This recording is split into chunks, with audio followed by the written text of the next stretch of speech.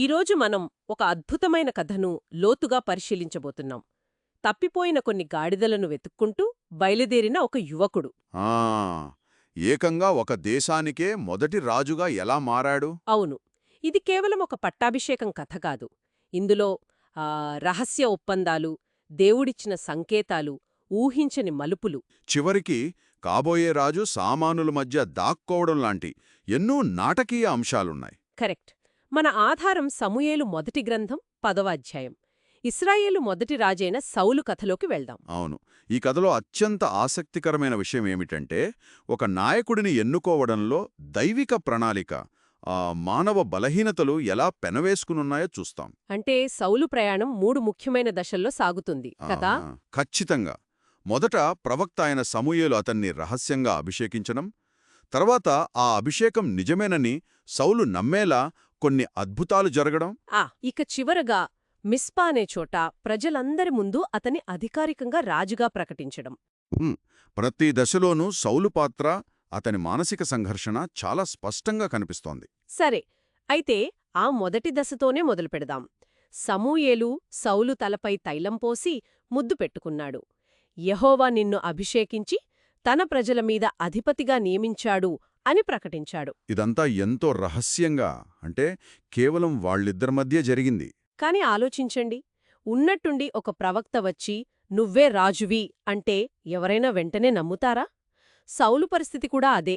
బహుశా అతను షాక్లో ఉండి ఉంటాడు. ఖచ్చితంగా. ఆ షాక్, ఆ సందేహం సమూయేలుకు తెలుసు. అందుకే అతను, సరే, నేను చెప్పింది నువ్వు నమ్మక్కర్లేదు, దేవుడే నీకు కొన్ని సంకేతాలు చూపిస్తాడు అని 3 సూచనలు ఇచ్చాడు. అంటే ఇవి కేవలం భవిష్యవాణిలాంటివి కావు. కావు. అవి సౌలును మానసికంగా, ఆధ్యాత్మికంగా ఒక రాజు పాత్రకు సిద్ధం చేసే మెట్లన్నమాట.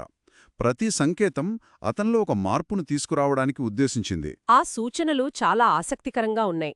మొదటిది, సమూయేలును విడిచి వెళ్లగానే రాహేలు సమాధి దగ్గర 2 వ్యక్తులు కనిపిస్తారు. వాళ్ళు, మీరు వెతుకుతున్న గాడిదలు దొరికాయి, ఇప్పుడు మీ నాన్న గాడిదల గురించి కాదు, నీ గురించి కంగారు పడుతున్నాడు అని చెబుతారు. ఇది చిన్న విషయంలా అనిపిస్తుంది, కాని దీని వెనుక లోతైన అర్థం ఉంది కదా. అవును. ఆ క్షణంలో సౌలు మనసులో ఉన్న అతిపెద్ద చింత ఆ గాడిదలే. ఆ సూచనతో అతని వ్యక్తిగత బాధ్యత, ఆ కుటుంబపరమైన సమస్య తీరిపోయిందని దేవుడు చెప్తున్నాడు. అంటే నీ చిన్న సమస్యలు నేను చూసుకున్నాను, ఇప్పుడు నువ్వు దేశమనే పెద్ద బాధ్యత గురించి ఆలోచించు అని చెప్పడం లాంటిదా? కరెక్ట్. ఇది అతని దృష్టిని వ్యక్తిగతం నుండి జాతీయం వైపు మళ్లించే మొదటి అడుగు. అద్భుతం. ఇక రెండవ సూచన, తాబోరు మైదానంలో బేతేలుకు అంటే దేవుని దగ్గరికి వెళ్తున్న 3 వ్యక్తులు ఎదురవుతారు. ఒకరి దగ్గర 3 మేకపిల్లలు, మరొకరి దగ్గర 3 రొట్టెలు, ఇంకొకరి దగ్గర ద్రాక్షారసమున్నాయి. వాళ్ళు సౌలును పలకరించి 2 రొట్టెలిస్తారు. దీన్ని ఎలా అర్థం చేసుకోవాలి? ఇది యాదృచ్ఛికంగా జరిగినట్లు అస్సలు లేదు. అస్సలు కాదు. దేవునికి బలులు అర్పించడానికి వెళ్తున్న వ్యక్తులు సౌలుకు తమ దగ్గరున్న ఆహారంలో కొంత భాగాన్ని కానుకగా ఇస్తున్నారు. ఓ, అంటే రాజులకు కానుకలు సమర్పించినట్లుగానా? అవును. ఇది ఒక రకంగా దేవుని సేవకులు కాబోయే రాజుకు గౌరవమిచ్చి అతని పోషణభారం దేవుడే చూసుకుంటాడని చెప్పే సంకేతం.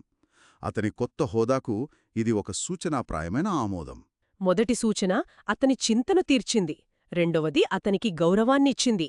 ఇక మూడవ సూచన, ఇది అన్నిటికంటే నాటకీయమైనది. అతని జీవితాన్నే మార్చేసింది. అవును, ఫిలిష్తీయుల దండు ఉన్న దేవుని కొండ దగ్గరకు రాగానే వాయిద్యాలు వాయిస్తూ ప్రవచిస్తున్న ప్రవక్తల గుంపు ఒకటి ఎదురవుతుంది. అప్పుడు సమూయేలు చెప్పినట్లుగానే యెహోవా ఆత్మ నీమీదకు బలంగా దిగి వస్తుందంటాడు. ఆ తర్వాత సౌలు కూడా వారితో కలిసి ప్రవచించడం మొదలుపెడతాడు. అతనికి క్రొత్త మనస్సు వస్తుంది. ఇంతకీ ఈ క్రొత్త మనస్సు అంటే ఏమిటి? ఇది చాలా కీలకమైన పాయింట్. క్రొత్త మనస్సు అంటే కేవలం ఆలోచనా విధానం మారడం కాదు, ఇదొక సంపూర్ణ ఆధ్యాత్మిక పరివర్తన. పరివర్తన. అవును. ఒక సాధారణ రైతు కొడుకులో ఉన్న భయాలు, సంశయాలు, పరిమితులు తొలగిపోయి ఒక దేశాన్ని నడిపించగల ధైర్యం, జ్ఞానం, ఆ దైవిక శక్తి అతనిలోకి ప్రవేశించడం. అంటే అతని పాత గుర్తింపు చనిపోయి ఒక కొత్త గుర్తింపు ఏర్పడుతుందన్నమాట. సరిగ్గాదే. ఆ క్షణం నుండి అతను కేవలం కీషు కుమారుడు కాదు, ఇశ్రాయేలుకు కాబోయే రాజు. వావ్! చెప్పినట్టే అన్నీ జరిగాయి. సౌలు ఆ కొండ దగ్గరికి రాగానే ప్రవక్తల గుంపు కనిపించింది, దేవుని ఆత్మ అతనిపైకి వచ్చింది, అతను వారితో కలిసి ప్రవచించడం మొదలుపెట్టాడు. ఇది చూసిన వాళ్ల పరిస్థితేంటి? ముఖ్యంగా అతన్ని చిన్నప్పటి నుండి ఎరిగిన వాళ్లు ఎలా స్పందించి ఉంటారు? వాళ్ళు పూర్తిగా ఆశ్చర్యపోయారు. వాళ్ల కళ్లను వాళ్లే నమ్మలేకపోయారు. వాళ్లకు తెలిసిన సౌలు వేరు, ఇప్పుడు ప్రవచిస్తున్న సౌలు వేరు. అందుకే వాళ్లు ఒకరితో ఒకరు, కీషుకుమారునికేమయింది? సౌలు కూడా ప్రవక్తలలో చేరాడా? అవును.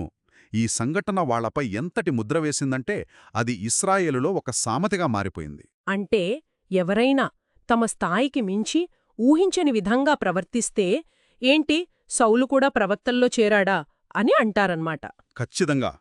ఒక వ్యక్తి జీవితంలో జరిగిన సంఘటన ఒక సామెతగా మారడమంటే అది ఎంత అసాధారణమైనదో మనం ఊహించుకోవచ్చు. ఆ తర్వాత ఈ అద్భుతమైన అనుభవం తర్వాత సౌలు ఇంటికి వెళ్ళినప్పుడు మరో ఆసక్తికరమైన సంఘటన జరిగింది కదా? అవును. ఇదతని పాత్ర గురించి చాలా చెబుతుంది. వాళ్ల పినతండ్రి ఎక్కడికి వెళ్ళావు అని అడిగితే, గాడిదలను వెతకడానికి వెళ్ళాం, అవి దొరికాయి అని మాత్రమే చెప్పాడు. కాని సమూయేలు రాజ్యమును గురించి చెప్పిన మాటను మాత్రం దాచిపెట్టాడు. ఎందుకు? ఇక్కడే మనం కొంచెం ఆలోచించాలి. ఇది కేవలం వినయమని చెప్పొచ్చా? లేక ఆ భయంకరమైన బాధ్యత గురించి బయటకు చెప్పడానికి భయపడ్డాడా? లేదా సమయం వచ్చినప్పుడు సమూయేలే అధికారికంగా ప్రకటిస్తాడని వేచి చూశాడా? బహుశా ఈ 3 కారణాలు ఉండి ఉండవచ్చు. దేవుని ఆత్మ అతనిపైకి వచ్చినా అతనిలోని మానవ సహజమైన సంశయం, ఆ వివేకం ఇంకా పోలేదు. ఇంత పెద్ద విషయాన్ని వెంటనే అందరితో పంచుకోవడానికి అతనింకా సిద్ధంగా లేడు. ఇది అతనిలోని పరిణతిని కూడా సూచిస్తుంది. కరెక్ట్. ఇక రహస్య అభిషేకం, వ్యక్తిగత పరివర్తన దశలు పూర్తయ్యాయి. ఇప్పుడు ప్రజలందరి ముందు అధికారికంగా రాజును ప్రకటించే సమయం వచ్చింది. అవును. సమూయేలు ఇజ్రాయేలు గోత్రాలన్నింటినీ మిస్పా అనే చోట సమావేశపరిచాడు.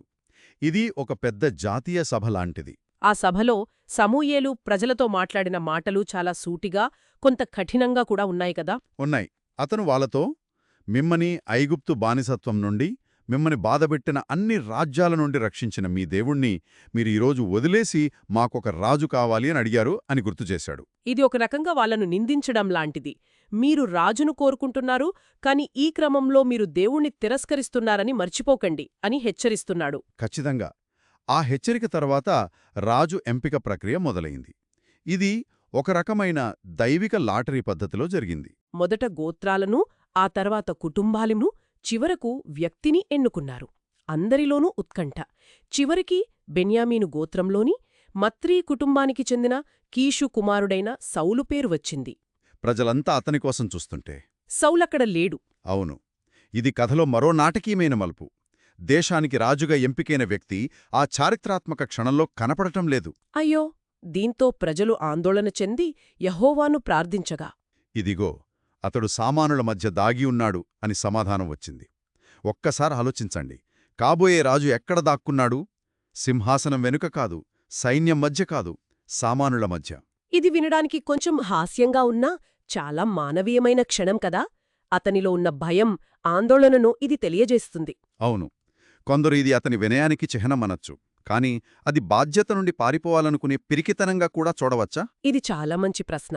ఇది కేవలం భయం లేదా వినయం కాదు. బహుశా ఆధునిక పరిభాషలో చెప్పాలంటే ఒక రకమైన ఇంపోస్టర్ సిండ్రోమ్. ఇంపోస్టర్ సిండ్రోమ్ అంటే? దేవుడే తనను ఎన్నుకున్నాడని తెలిసినా, ప్రవక్త అభిషేకించినా, ఇంత పెద్ద బాధ్యతకు నేను అర్హుడినా?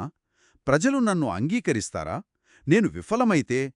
అనే సందేహాలు అతన్ని పట్టి పీడించి ఉంటాయి. ఓహో, అర్థమైంది. ఆ ఒత్తిడికి తట్టుకోలేక అతను ఆ జనసమూహానికి దూరంగా దాక్కున్నాడనమాట. అవును. ఇది గొప్ప నాయకులలో కూడా మనం చూసే ఒక సాధారణ మానవ లక్షణం. ప్రజలు పరిగెత్తి వెళ్లి అతన్ని బయటకు తీసుకొచ్చారు.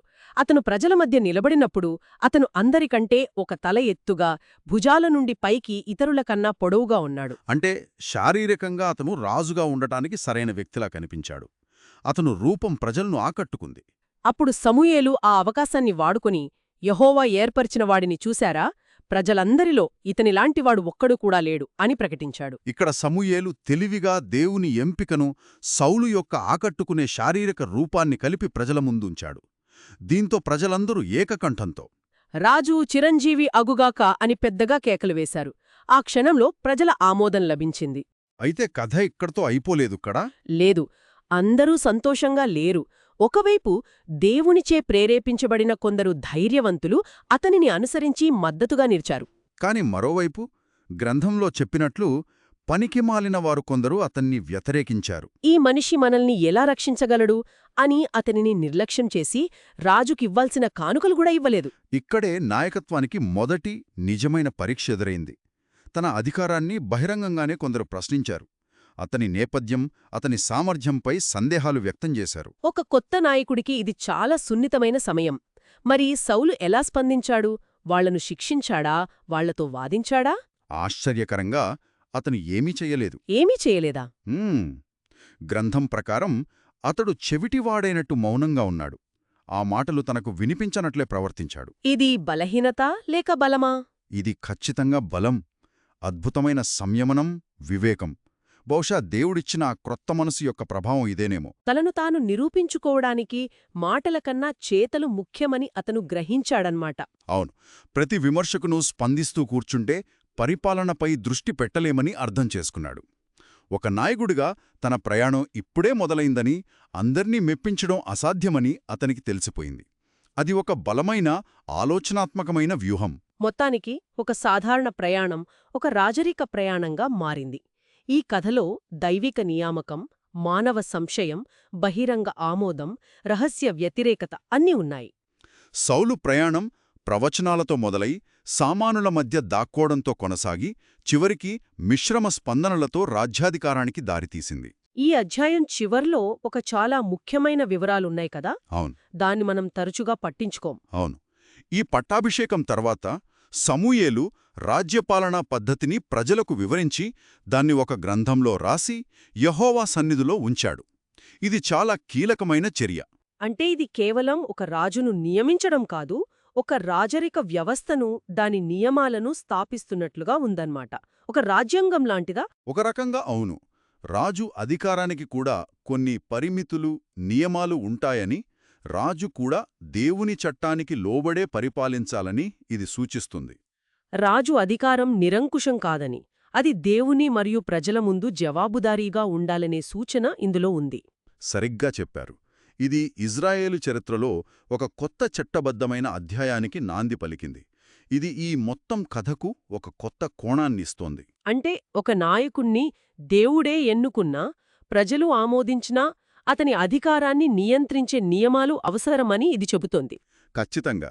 ఇది మనల్ని ఒక ప్రాథమిక ప్రశ్నకు తీసుకువస్తుంది. ఒక నాయకుడి ఎంపిక వెనుక ఎంతటి దైవిక ఆమోదం లేదా ప్రజాబలం ఉన్నప్పటికీ ఆ నాయకుడి అధికారాన్ని నిర్వచించే మరియు పరిమితం చేసే లిఖితపూర్వక నియమాలు లేకపోతే ఆ సమాజం యొక్క భవిష్యత్తు ఎలా ఉంటుంది? ఆ నియమాలే కదా ఒక నాయకుని నియంతగా మారకుండా ఆపి జవాబుదారీగా ఉంచేది. అవును. ఈ ప్రశ్న ఆనాటి ఇజ్రాయేలుకు ఎంత ముఖ్యమో ఈనాటి సమాజాలకు కూడా అంతే ముఖ్యం.